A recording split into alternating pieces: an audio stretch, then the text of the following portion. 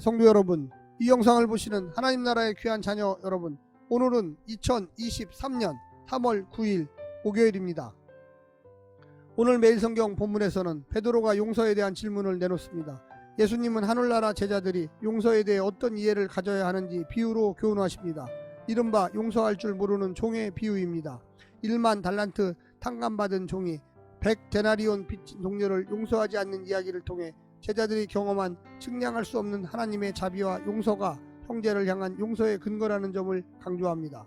제자들의 용서는 선택이 아니라 마땅한 것이었습니다.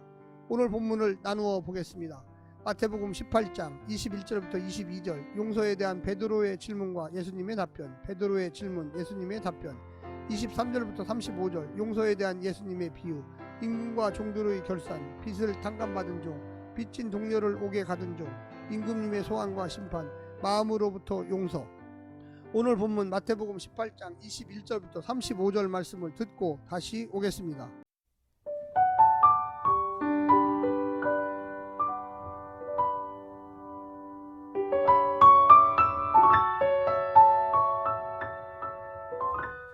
그때 베드로가 나와 이르되, 주여, 형제가 내게 죄를 범하면 몇 번이나 용서하여 주리이까? 7번까지 하오리이까?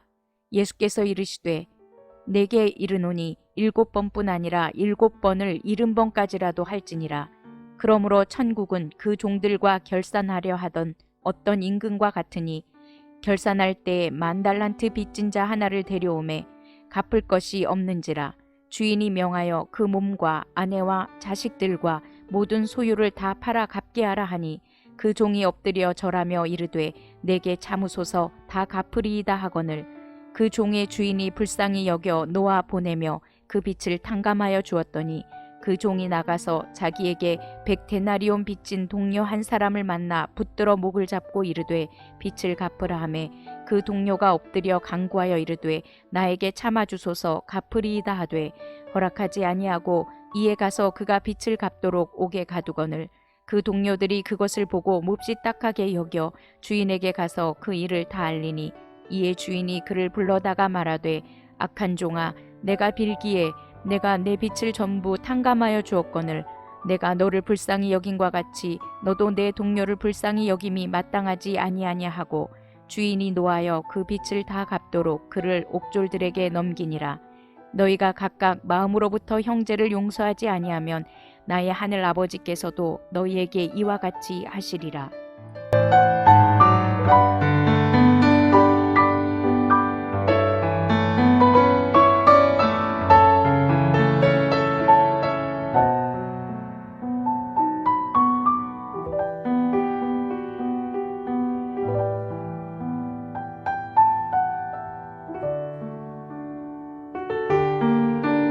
공동체의 목회적 신앙적 교훈이 담긴 네 번째 강화의 후반부가 제자 베드로의 질문으로 시작됩니다. 앞단락이 공동체 안에 있는 한 형제의 범죄를 공동체가 어떻게 다뤄야 하는가에 초점을 둔 목회적 기준들을 제공해 주었다면, 본단락은 공동체 안에서 개인 간의 용서의 문제를 다루고 있습니다. 용서는 앞서 등장했던 주제입니다. 공동체를 구성하는데 중요 주제를 꼽으라면 연합과 용서일 것입니다. 용서하지 않는 종의 비유는 마태복음에서만 만날 수 있습니다. 오늘 본문을 세 부분으로 나누어 자세히 설명드리겠습니다. 첫 번째, 몇 번까지 용서해야 할까? 용서하는 목자 공동체에 대한 말씀을 들은 베드로는 자신에게 죄지은 형제를 몇 번까지 용서해야 하느냐고 묻습니다. 이미 용서에도 한계가 있다는 것을 전제하고 질문하지만 예수님은 무한대의 용서를 요구하십니다. 랍비들은 3번까지 용서하라고 가르쳤고, 베드로는 이보다는 더 관대하게 7번의 용서까지 생각했지만 예수님은 7번씩 70번, 즉 한계없는 용서를 요구하고 계십니다. 용서는 단회적인 사건이 아니라 일련의 과정입니다. 죄인을 있는 그대로 수용하는 과정이며 내 상처를 하나님께서 사용하시도록 그분의 주권에 맡기는 과정입니다. 주께서 돕지 않으시면 우리는 곱으로 보복해도 성에 안 차는 사람들입니다. 용서는 그가 변하는 과정이기보다 내가 변하는 과정이기 때문입니다. 두 번째는 얼마나 큰 빚까지 탕감해야 할까? 용서도 사람을 가려가면서 해야 한다는 것이 우리네 상식입니다.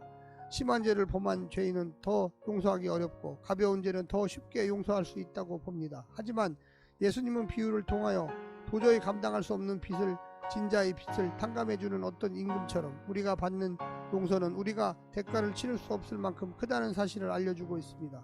그것은 하나님 아들의 대속의 죽음을 요구하는 죄이기 때문입니다. 죄가 클수록 더 작은 자이고 약한 자이며 더 회개할 능력이 부족하고 그래서 더 큰 용서가 필요합니다.